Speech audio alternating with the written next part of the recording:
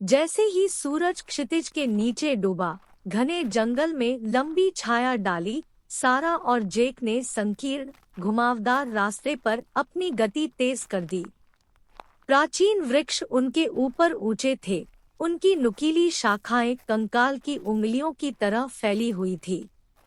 सरसराहट वाले पत्ते रहस्य फुसफुसाते थे और जंगल अनदेखे प्राणियों से जीवंत हो उठता था। जैसे ही जंगल में अंधेरा छा गया, दोनों दोस्तों में बेचैनी फैल गई। रोमांच का पीछा करते हुए वे जंगल के बीचों बीच बहुत अंदर तक चले गए थे, लेकिन अब डर ने उनके साहस को कुचल दिया है। एक बार परिचित रास्ता छाया का चक्रव्यूह बन गया और किसी टहनी के हर झटके या किसी प्राणी की दूर की चीख ने उनकी रीढ़ में सिहरन पैदा कर दी। एक भयानक सन्नाटा छा गया, जो केवल उनकी चिंतित सांसों से टूटा। सारा की टॉर्च टिमटिमा रही थी, जिससे प्रकाश की अनियमित किरणें निकल रही थी, जिससे मुड़े हुए अंडरब्रश की क्षणभंगुर झलक दिखाई दे रही थी।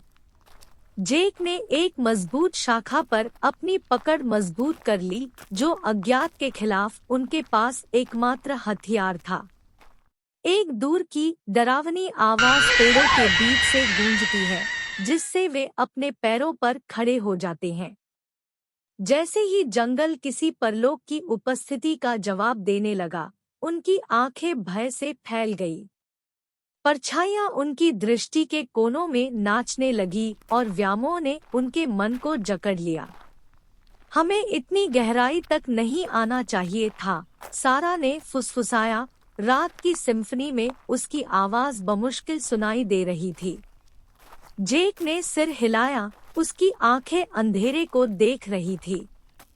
वे अपने कदम पीछे खींचते हुए पीछे मुड़े, लेकिन जो रास्ता पहले साफ था वह अब खतरनाक और अपरिचित लग रहा था।